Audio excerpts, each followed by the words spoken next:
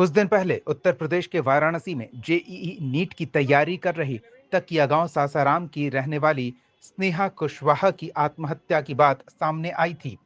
लेकिन इस मामले में परिजन सनसनीखेज आरोप लगा रहे हैं।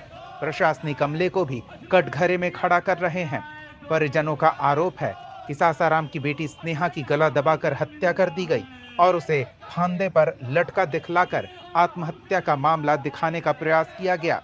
जबकि परिजनों ने अंदेशा व्यक्त किया है कि जो स्थिति थी उससे ऐसा लगता है कि बलात्कार के बाद उनकी बेटी की हत्या कर दी गई और फिर इसे आत्महत्या का रूप देने का प्रयास किया गया। परिजन इस बात को लेकर भी संदेह व्यक्त कर रहे हैं कि पुलिस ने मौत की सूचना दी तो परिजनों के पहुंचने से पहले ही शव का दाह संस्कार कैसे कर दिया गया।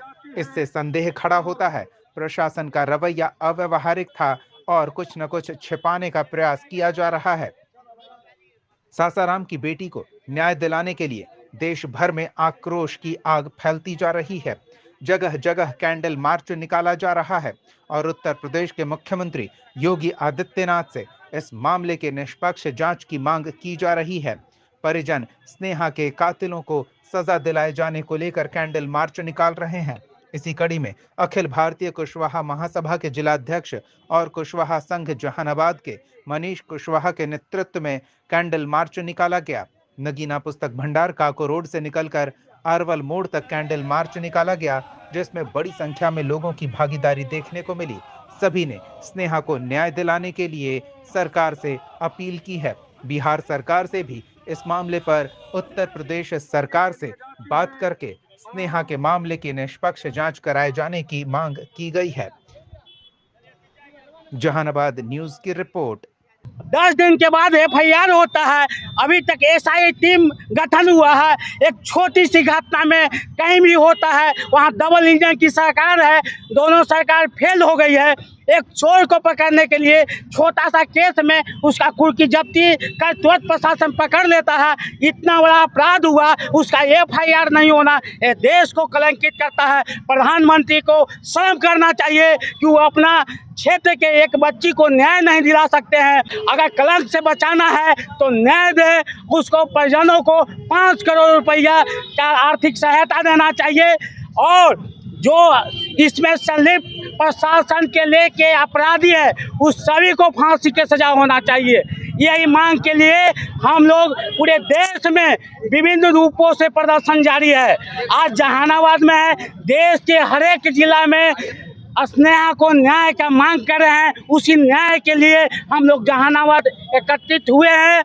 यहाँ कुशवाहा संघ के बैनर तले हैं, मैं उसका सदस्य हूँ और यही मांग करता हूँ कि स्नेहा को न्याय मिले और देश का इज्जत बचे। शिव नारायण कुशवाहा, जहानाबाद। आज हम लोग कैंडल मार्च सासाराम की एक बिटिया यूपी में पढ़ने के लिए गई थी और वहाँ पे उसी हॉस्टल के मकान मालिक के लड़के ने गलत निगाह रखते हुए उसको जघन्य अपराध करके हत्या करके और खिड़की से लटका दिया कि वो खुद से सुसाइड की है। यह बिल्कुल गलत है। वो सुसाइड नहीं, जिस तरह से उसका फोटो है, पैर मुड़ा हुआ है, वो खुद से सुसाइड नहीं किया हुआ है और गेट को बाहर से फेविकॉल के द्वारा उस गेट को चिपका दिया था। यह बहुत ही बिहार की बिटिया के साथ गलत हुआ है। एक तरफ हमारे प्रधानमंत्री नरेंद्र मोदी जी का कहना है बेटी पढ़ाओ बेटी बचाओ। किस तरह से हम लोग अपने बेटी को पढ़ा सकते हैं? जब पढ़ाई के लिए भेजते हैं तो उसके साथ जघन्य अपराध किया जाता है और हत्या कर दिया जाता है और वहाँ के प्रशासन ने उस लड़की को, परिजन को लाश भी नहीं सौंपा, प्रशासन ही उसका दाह संस्कार कर दिया। यह बिल्कुल गलत है और हमारी बेटियां बिहार से बाहर निकलने के लिए कुछ लोग इधर उधर जा रही थी।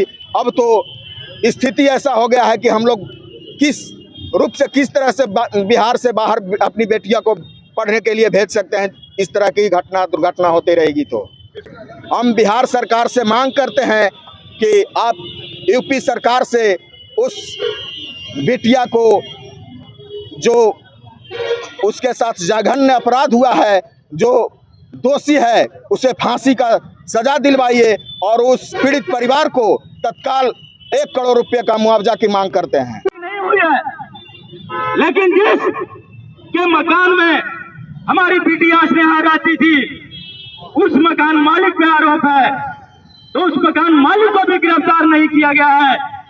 लेकिन हम आईजी को वहां धन्यवाद देंगे, उन्होंने तत्काल वहां का सीओ और सह प्रभारी को निलंबित कर दिया गया और एसआईटी का गठन कर दी गई है। तो हम यूपी पुलिस से मांग करते हैं कि हमारे बिहार की बिटिया स्नेहा को जल्द से जल्द इंसाफ मिले और ये जघन्य अपराध करने वाले गुंडा मवाली को फांसी की सजा मिलना चाहिए। हम लोग यही मांग करते हैं बिहार के नौजवान बुद्धिजीवी से।